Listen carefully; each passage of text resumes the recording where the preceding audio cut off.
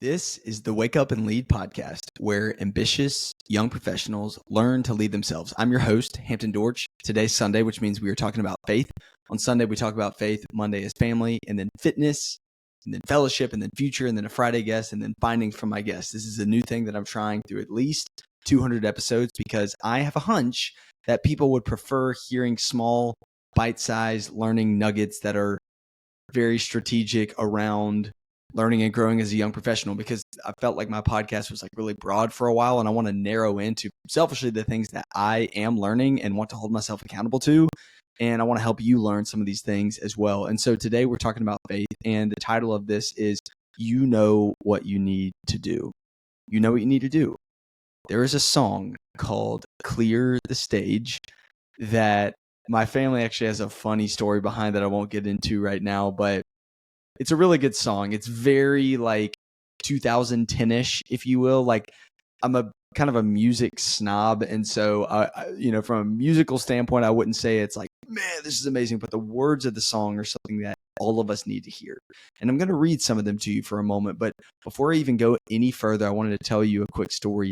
I added this song to my worship playlist of a couple hundred songs.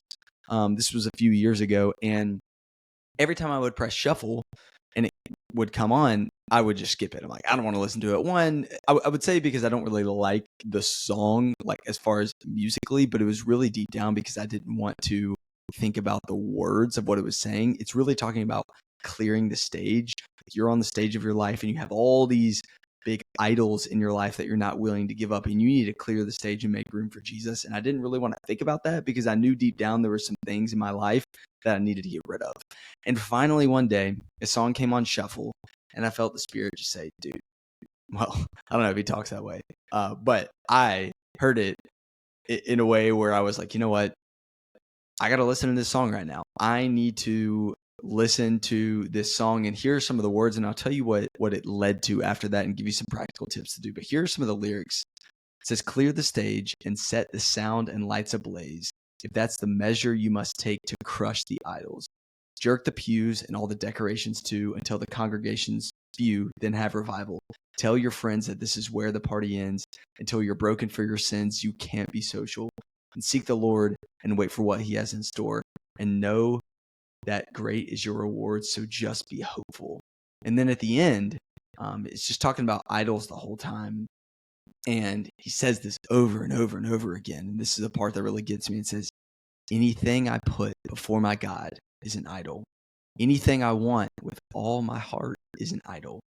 And anything I can't stop thinking of is an idol. And anything that I give all my love is an idol.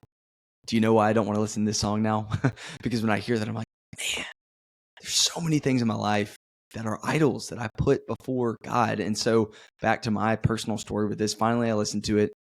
And shortly after, I said, you know what? Every time that song comes on shuffle from now on, I'm going to take that as a sign from God that I need to listen to it. And I need to ask myself the question, what idols do I have in my life? What do I need to give up?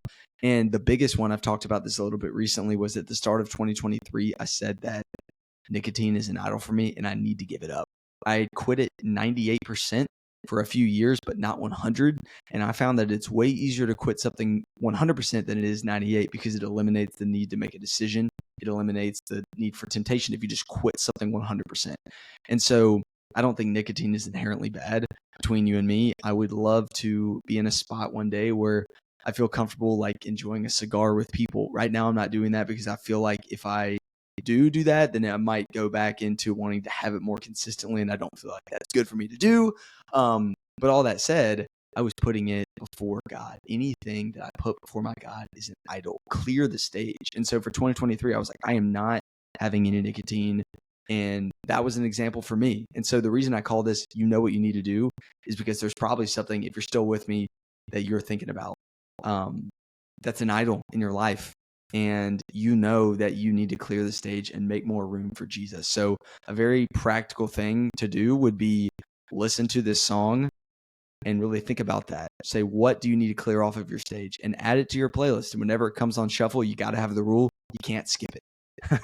Hope this was helpful for you guys. It's convicting for me, and probably is for you too. But let's get rid of these idols and make more room for Jesus. It's time for you and me to wake up and lead.